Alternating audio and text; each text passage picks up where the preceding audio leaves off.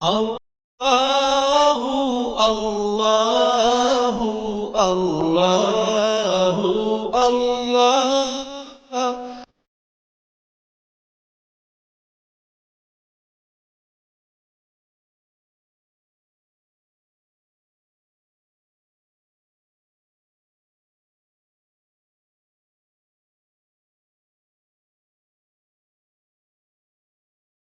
আসসালামু আলাইকুম ওরহমতুল্লাহি ওবরাকাতুহ। ইন্নাল হামদুলিল্লাহ ওয়াসসালাতু ওয়াসসালামু আলা রাসূলিল্লাহ ওয়া বা'দ। সুপ্রিয় দর্শক শ্রোতা, কাছে দূরে বিশ্ব জুড়ে যে যেখান থেকে যুক্ত আছেন, আপনাদের সবাইকে স্বাগত জানিয়ে শুরু করছি মাহে রমাদান কেন্দ্রিক চমৎকার আলোচনা ধর্মীয় অনুষ্ঠান মাহে রমাদানের আজকের এই পর্বটি। সাথে আছি আমি মুহাম্মদ হিদায়াতুল্লাহ।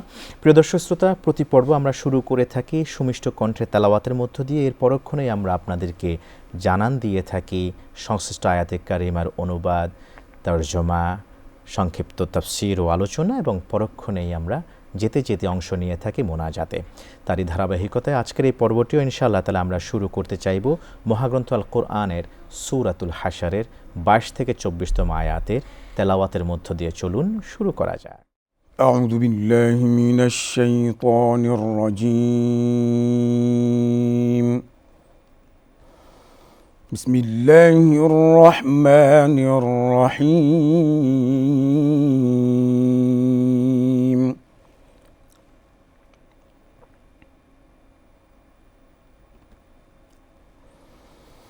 هو الله الذي لا إله إلا هو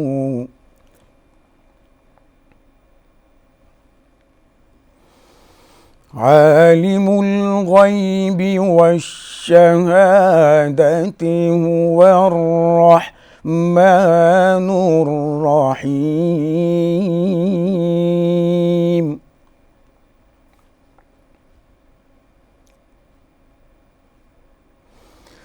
هو الله الذي لا إله إلا هو الملك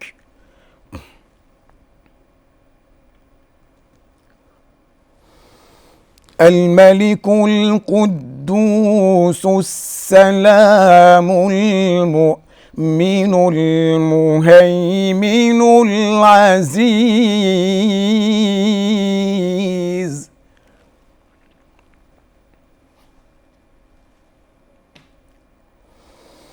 المؤمن المهيمن العزيز الجبار المتكبر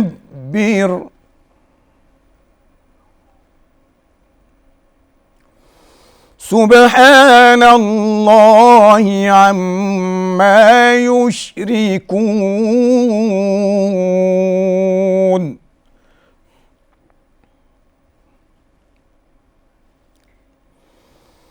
هو الله الخالق البارئ المصور له الأسماء الحسنى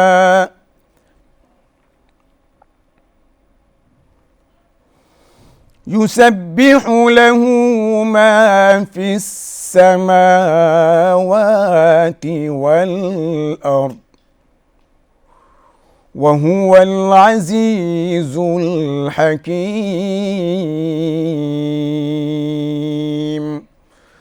صدق الله العظيم.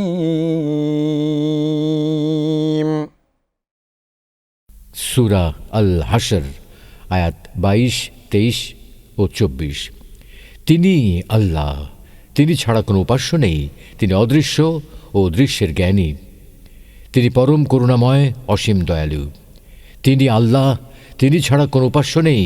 তিনি বাদশাহ, পবিত্র, শান্তিদাতা, নিরাপত্তাদাতা, রক্ষক, পরাক্রমশালী, মহাপরাক্রান্ত, অহংকার মুক্ত। তারা যা শরিক করে তা থেকে তিনি পবিত্র। তিনি আল্লাহ, সৃষ্টিকর্তা, উদ্ভাবনকারী, আকৃতি দানকারী। তার জন্যই উত্তম নামসমূহ। আসমান ও জমিনে যা কিছু আছে সবই তার পবিত্রতা ঘোষণা করে। তিনি পরাক্রমশালী, প্রজ্ঞাময়। আলহামদুলিল্লাহ। প্রিয় দর্শক শ্রোতা, এতক্ষণ পর্যন্ত আমরা শুনছিলাম সুললিত কণ্ঠের তেলাওয়াত এবং আমরা স্ক্রিনের উপরে দেখছিলাম অনুবাদ এবং তর্জমা। এবার রয়েছে সংক্ষিপ্ত তাফসির ও আলোচনা। সংক্ষিপ্ত তাফসির ও আলোচনা অংশ নেওয়ার জন্য স্টুডিওতে যুক্ত আছেন দুইজন প্রখ্যাত আলেমে দ্বীন। পরিচয় করে দিচ্ছি। সাথে আছেন আল জিলানী ইন্টারন্যাশনাল স্কুলের সম্মানিত প্রতিষ্ঠাতা প্রিন্সিপাল ফজিলতুল শেখ মাওলানা মোবারক হোসেন হাফিজাহুল্লাহ। আসসালামু আলাইকুম রহমতুল্লাহ। ওয়ালাইকুম আসসালাম রহমতুল্লাহ। সাথে আছেন আল আকসা জামে মসজিদের সুযোগ্য ইমাম ও খতিব ফজিলতুল শেখ মাওলানা মোতাহার হোসেন আজাদি হাফিজাহুল্লাহ। আসসালামু আলাইকুম রহমতুল্লাহ। ওয়ালাইকুম আসসালাম রহমতুল্লাহ বারাকাত। আপনাদের দুজনকে সুস্বাগতম জানাচ্ছি। প্রিয় দর্শক শ্রোতা, আল্লাহ সুবহানাহু ওয়া তাআলা সূরাতুল হাশর, একটি গুরুত্বপূর্ণ চ্যাপ্টার মহাগ্রন্থ আল কোরআনের 59তম। এই চ্যাপ্টারে আল্লাহ তাআলা শেষ 3টি আয়াতে মুসলিম উম্মার জন্য কি বার্তা রেখেছেন, কি মেসেজ তিনি দিতে চান, কি শিক্ষা দীক্ষা এখান থেকে দিতে চান ইমানদার নরনারীকে, সেই বিষয়ে আমরা জানতে যাব সংক্ষিপ্ত তাফসিরে। শুরুতে আমি আসবো শেখ আপনার কাছে। আল্লাহ সুবহানাহু ওয়া তাআলা এই অংশে আসলে কি বার্তা দিতে চেয়েছিলেন? ধন্যবাদ মুহতারাম। আমরা সকলেই সূরা হাশরের শেষ 3 আয়াতের ফজিলত সম্পর্কে মোটামুটি জানি। রব্বুল আলামিন সূরা হাশরের মধ্যে যে ঘোষণা দিয়েছেন, আল্লাহু লা ইলাহা ইল্লাহু। দেখুন, রব্বুল আলামিন এমন জাতে পাক, তিনি এক অদ্বিতীয়, যেটি সূরা ইখলাসের মধ্যেও এসেছে, কুল হু আল্লাহু আহাদ, আল্লাহ এক ও অদ্বিতীয়, আল্লাহর কোনো শরীক নেই, তিনি সকল কিছুর সৃষ্টিকর্তা। আমরা মখলুক, আমরা আল্লাহর সৃষ্টি।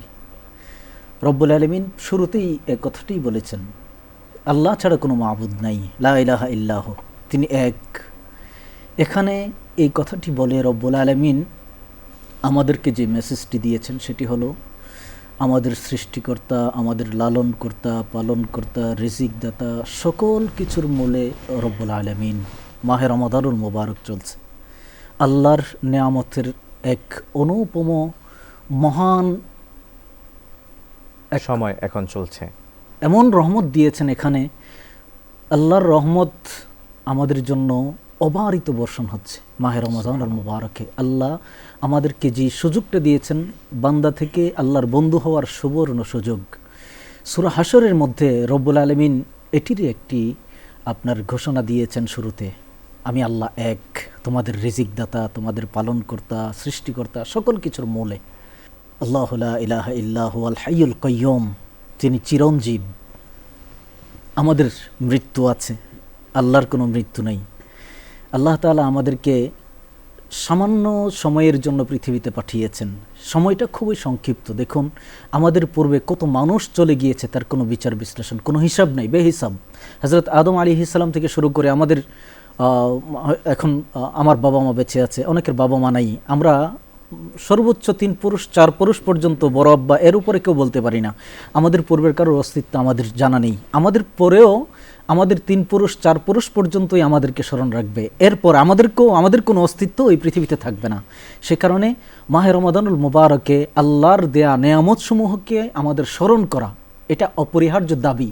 আল্লাহ রব্বুল আলামিন আমাদেরকে সৃষ্টি করেছেন, তিনি এক, এই কথাটি শুরুতেই রব্বুল আলামিন বলেছেন। জি জি, চমৎকার। আপনি বলছিলেন যে আসলে আল্লাহ সুবহানাহু ওয়া তাআলা এখানে তার একত্ববাদের ঘোষণায় দিলেন বারবার করে, বিশেষ করে সেই আয়াত 22তম আয়াতে তিনি বলেন হু আল্লাহুল্লাযী লা ইলাহা ইল্লাহু। এরপরে তিনি তার ক্ষমতার কথা তিনি জাহির করেছেন। জাযাকুমুল্লাহ খাইরান। আমরা আসতে চাইব মুহতারাম মাওলানা মোতাহার হোসেন আজাদি আপনার কাছে। এখানে আল্লাহ সুবহানাহু ওয়া তাআলা আর রহমানুর রহিম, আমরা জানি এখানে আল্লাহ তাআলা অসংখ্য তার গুণবাচক নামের কথা তিনি তুলে ধরেছেন। এর মধ্যে দুটি হলো আর রহমান আর রাহিম। আল্লাহ তাআলা যে রহমান, তিনি যে রাহিম, এই অনুকম্পার নিদর্শন হিসেবে আপনি রমজানে এই রোজাদারের জন্য কি বার্তা দিতে চাইবেন এখান থেকে প্লিজ? আল্লাহ সুবহানাহু ওয়া তাআলা এই রহমান এবং রহিম শব্দটি পবিত্র কুরআনুল কারীমের অসংখ্য জায়গায় এই শব্দটি উল্লেখ রয়েছে। আর আল্লাহ তাআলা যে রহমান এবং রহিম, তার নিদর্শন প্রমাণ হলো মাহে রমাদান। অন্যান্য নবী উম্মতদের উপর রোজা ফরজ ছিল, বাট আমাদের নবী মুহাম্মদ সাল্লাল্লাহু আলাইহি ওয়াসাল্লামের উপর, উম্মতের উপর যেভাবে রোজাকে ফরজ করেছেন এবং যেভাবে অসংখ্য রহমত বরকত দান করেছেন, সেই রকমভাবে অন্য কোনো নবীর উম্মতদেরকে আল্লাহ দান করেননি। সুবহানাল্লাহ। আল্লাহ সুবহানাহু ওয়া তাআলা আমাদের জন্য 30 দিন, একটি মাসব্যাপী রোজাকে ফরজ করেছেন। আল্লাহ সুবহানাহু ওয়া তাআলা এই 30 দিনের মধ্যে আল্লাহ তাআলা বান্দার ক্ষমাও পাশাপাশি ঘোষণা করেছেন। মান সামা রমাদানা ঈমানান ওয়া ইহতিসাবান গফিরা লাহু মা তাকদ্দামা মিন জামবি। যেই ব্যক্তি মাহে রমাদানের রোজা রাখবে, আল্লাহ সুবহানাহু ওয়া তাআলা রহমানুর রহিম, তিনি বান্দার সমস্ত গুনাহগুলোকে মাফ করে দিবেন। সুবহানাল্লাহ, সুবহানাল্লাহ। শুধু তাই নয়, আল্লাহ বলেন, for Allah love the Sudo god, বান্দা তুমি যখন আমি আল্লাহকে ভালোবাসবা, আল্লাহু ইউহিব্বুল মুহসিনিন, তোমরা যখন আমি আল্লাহর হুকুমিয়াত এই মাহে রমাদানের রোজাগুলো রাখবা আমার সন্তুষ্টির উদ্দেশ্যে, এখানে আমার সন্তুষ্টি, এখানে আমার ভালোবাসার উদ্দেশ্যে, সুতরাং আমি তোমাকে বন্ধু করে নিব। শুধু বন্ধু করে নিব তা নয়, আমি আল্লাহ সুবহানাহু ওয়া তাআলা তোমাদেরকে এই মাহে রমাদানের রোজা রাখার জন্য আল্লাহু গফুরুর রহিম, আমি আল্লাহ তোমাকে ক্ষমা করে দেব, মাফ করে দেব। সুবহানাল্লাহ, সুবহানাল্লাহ। আপনি চমৎকার করে বলছিলেন আল্লাহ তাআলা যে তিনি রহমান রহিম, তার একটা দৃশ্যমান আবহ বিরাজ করছে রমজান মাসে। আল্লাহ তাআলা আমাদের সবাইকে রহম করুন, দয়া করুন। জাযাকাল্লাহ খাইরান। প্রিয় দর্শক শ্রোতা, সূরা হাশরের শেষ 3টি আয়াত আমরা অনেক সময় ফজরের সালাতের পরে পড়ে থাকি। আল্লাহ তাআলা আমাদেরকে ক্ষমা করে দিবেন এই প্রত্যাশায়। এই 3টি আয়াতে আল্লাহ তাআলা নিজের জাতি নাম আল্লাহু, আল্লাহ শব্দটি 3বার তিনি ব্যবহার করেছেন এবং এখানে 18টি তার গুণবাচক নামের আল্লাহ সুবহানাহু ওয়া তাআলা সন্নিবেশন ঘটিয়েছেন। ওয়ালিল্লাহিল আসমাউল হুসনা ফাদউহু বিহা। আল্লাহ তাআলার অসংখ্য গুণবাচক নাম রয়েছে, আল্লাহ তাআলা নিজেই বলছেন সেগুলি দিয়ে আল্লাহ তাআলাকে ডাকার জন্য। আসুন আমরা রমজান মাসকে কাজে লাগাই, মহান রবের অনুকম্পা পেতে আল্লাহ তাআলার গুণবাচক নামগুলি দিয়ে তাকে ডাকি। আমাদের প্রার্থনায় আমাদের আল্লাহকে আমরা ভুলে না থাকি। আল্লাহ সুবহানাহু ওয়া তাআলার আরও কাছাকাছি যেন আমরা আসতে পারি, সেই জন্য রবের নামগুলি ধরে ধরে আমরা ডাকি। আল্লাহ তৌফিক দান করুন। প্রিয় দর্শক শ্রোতা, মাহে রমাদান আপনারা দেখছেন আজকের এই পর্বে। এবার আমরা যাব সংক্ষিপ্ত আলোচনায়। শুরুতেই আমি সম্মানিত মুহতারাম আপনার কাছে আসতে চাইব। এখানে আল্লাহ সুবহানাহু ওয়া তাআলা ক্ষমা পাওয়ার মাস হিসেবে রমজান মাসকে আমাদেরকে দিয়েছেন। আল্লাহ সুবহানাহু ওয়া তাআলা আমাদের তওবা কবুল করে থাকেন। আপনি যদি বলেন রমজান মাসে ক্ষমা পাওয়ার জন্য কি কি উপায়ন্তর আল্লাহ তাআলা আমাদেরকে দিয়েছেন, সংক্ষিপ্ত স্বরে যদি তুলে জি ধরছেন। মুহতারাম, মাহে রমাদানুল মুবারক ক্ষমা পাওয়ার এক অপূর্ব সুযোগের মাস আল্লাহ তাআলা আমাদেরকে দিয়েছেন। যে আয়াতে কারিমা দিয়ে রমজানুল মুবারকের রোজাকে ফরজ করেছেন, কুতিবা আলাইকুমুস সিয়ামু কামা কুতিবা আলাল্লাযিনা মিন ক্বাবলিকুম লাআল্লাকুম তাত্তাকুন। এই তাত্তাকুন থেকে আমরা বুঝতে পারি এটা মূলত আল্লাহ এখানে বলেছেনই আমাদেরকে ক্ষমা করার জন্য, যাতে করে তোমরা মুত্তাকি হতে পারো, তাকওয়াবান পরহেজগার হতে পারো। দেখুন, মাহে রমজানুল মুবারকে আমরা যদি আল্লাহর ইবাদত বন্দেগী করি, আল্লাহর কাছে ক্ষমা চাই, আল্লাহ তাআলা অবশ্যই আমাদেরকে ক্ষমা করবেন। শয়তান যখন শয়তান হলো, শয়তান একটা চ্যালেঞ্জ নিয়েছে আল্লাহ থেকে যে আপনার বান্দা কিভাবে সৎ পথে থাকে, সুপথে থাকে, জান্নাতি কিভাবে হয়, সেই চ্যালেঞ্জ আমি নিলাম, আমি দেখে ছাড়বো। আল্লাহ তাআলাও সেদিন আমাদেরকে, শয়তানকে একটা চ্যালেঞ্জ দিলেন যে আমিও তোকে একটা চ্যালেঞ্জ দিয়ে দিলাম, আমার বান্দাকে আমি এমন সুবর্ণ সুযোগ দিব, কিছু মাস কিছু মুহূর্ত এমন দিব, যেই মাসে যেই মুহূর্তে বান্দা যখন আমার কাছে ইস্তেগফার করবে, তওবা করবে, আমি সাথে সাথে সেই বান্দার তওবাকে কবুল করে নিব। সেই জন্য যদিও আমরা গুনাহগার বান্দা, এটা আমাদের সম্মানের, আমরা গুনাহগার, কিন্তু বিষয়টা এরকম যে আল্লাহ তাআলার কাছে আমরা যখনই মাপ চাইব, ক্ষমা চাইব, ইবাদত বন্দেগীর মাধ্যমে, আপনার দান সাদাকার মাধ্যমে, যখনই আল্লাহর কাছে খালেস নিয়তে আমরা যখন তওবা করব, আল্লাহ যা করেছি ভুল করেছি, আল্লাহ কিন্তু আমাদেরকে ডাকেন ফাফিররু ইলাল্লাহ, তোমরা আল্লাহর দিকে আসো, ফিরে আসো। আল্লাহ তাআলা আমাদেরকে আহ্বান করেন এবং ক্ষমা পাওয়ার জন্যই মূলত মাহে রমজানুল মুবারক আমাদেরকে দিয়েছেন। এটা আমরা যদি কাজে লাগাতে পারি তাহলেই আমরা সৌভাগ্যবান। যদি আমরা কাজে লাগাতে না পারি, আমাদের মতো হতভাগা আর কেউ নেই। সে কারণে রমাদানুল মুবারক রব্বুল আলামিন আমাদেরকে দিয়েছেন আমরা ইবাদত বন্দেগীর মাধ্যমে যেমনইভাবে আল্লাহর নৈকট্য অর্জন করব, ঠিক ইস্তেগফারের মাধ্যমে নবী করিম সাল্লাল্লাহু আলাইহি সাল্লাম, যার জিন্দেগিতে কোনো গুনাহ ছিলেন না, তিনি পর্যন্ত প্রতিদিন 100 বার ইস্তেগফার করতেন।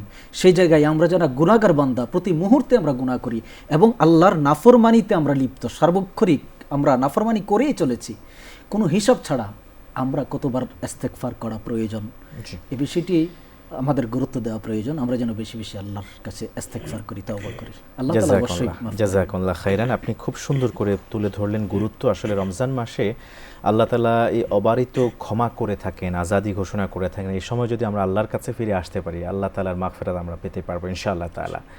শেখ, আপনার কাছে আমরা আসতে চাইবো, আপনি যদি আমাদেরকে বলতেন যে মাগফিরাত পাওয়ার জন্য রমজানে সিয়াম সাধনা এবং কিয়ামে রমাদানের পাশাপাশি আর কিভাবে আমরা তওবা ইস্তিগফার করলে আল্লাহ তাআলা আমাদেরকে মাফ করবেন। আল্লাহ সুবহানাহু ওয়া তাআলা আমাদেরকে বলেছেন যে ইয়া আইয়ুহাল্লাযিনা আমানু ওয়া আমিলুস সলিহাত। এখানে সমস্ত ইবাদতের কথা কিন্তু উল্লেখ রয়েছে, যতগুলো আমলে সলেহ আছে, নেক কাজ আছে, সেইগুলো কিন্তু এই আয়াতের মধ্যে উল্লেখ রয়েছে। সুতরাং রমজানের এই মাসে আমরা সিয়াম কিয়াম এবং তারাবির নামাজের বাহিরে আমরা যদি বেশি বেশি করে তওবা করি, আল্লাহ বলেছেন অতুবু ইলাল্লাহি জামিআন আইয়ুহাল মুমিনুনা লাআল্লাকুম তুফলিহুন, তোমরা বেশি বেশি করে তওবা করো। আল্লাহ কোরআনে বলেছেন তওবা করার জন্য, যদি তওবা করো তাহলে আমি আল্লাহ তোমাদেরকে মাফ করে দিব, ক্ষমা করে দিব, তোমাদের তওবা আমি কবুল করব। পাশাপাশি আমরা যদি আল্লাহ নবী সাল্লাল্লাহু আলাইহি সাল্লামের উপর দুরূদ পড়ি, তাহলে এই দুরূদের ফজিলতে আল্লাহ নবী সাল্লাল্লাহু আলাইহি সাল্লাম আমাদেরকে কাল কিয়ামতের দিন সাফায়েত করবেন।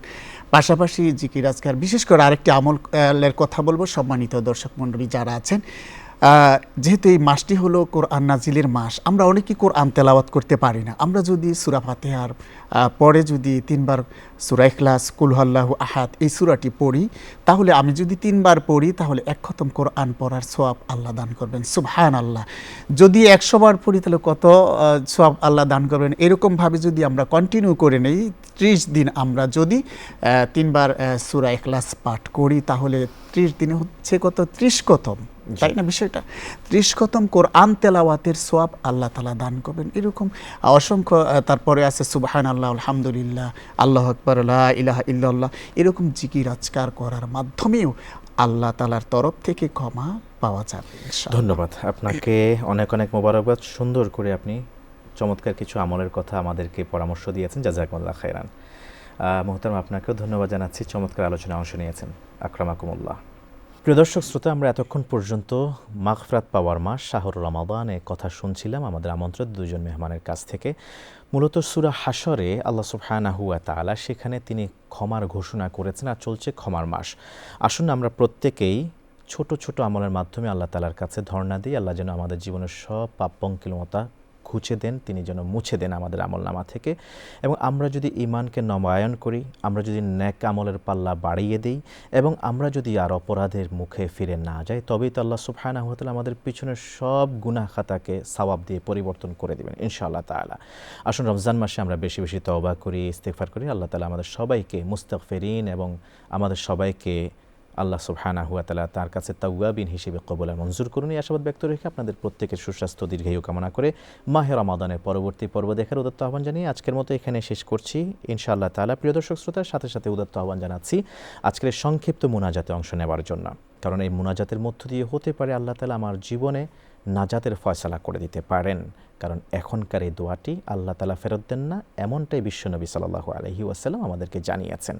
আজকের মোনাজাত পরিচালনা করবার জন্য অনুরোধ করছি ফজিলাতুল শেখ মাওলানা মোবারক হোসেন হাফেজাহুল্লাহ। আপনাকে اللهم آمين. ربنا ظلمنا أنفسنا وإن لم تغفر لنا وترحمنا لنكونن من الخاسرين.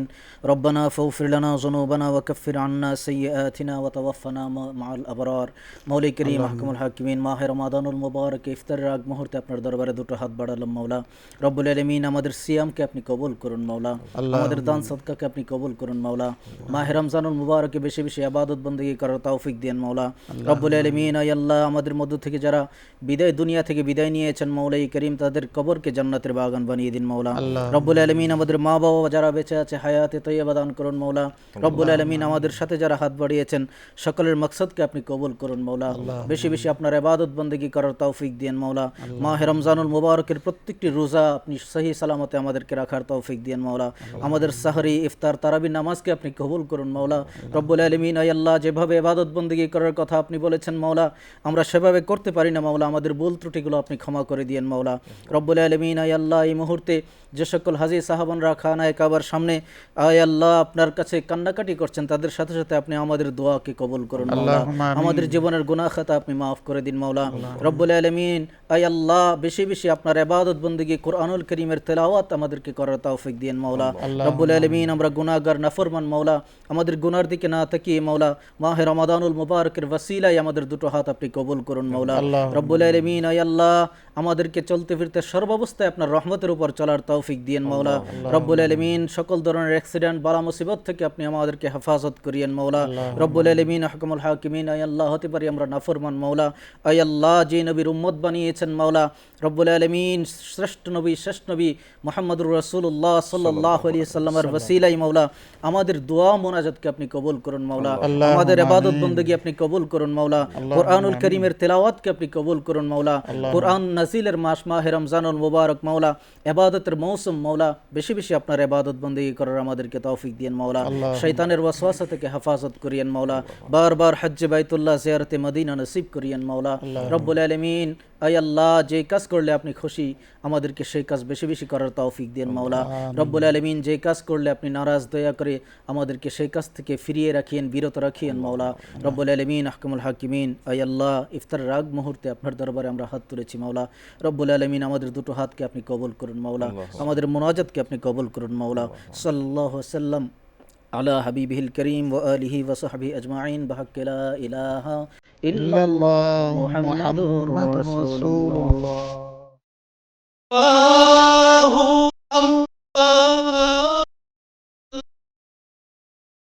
Allah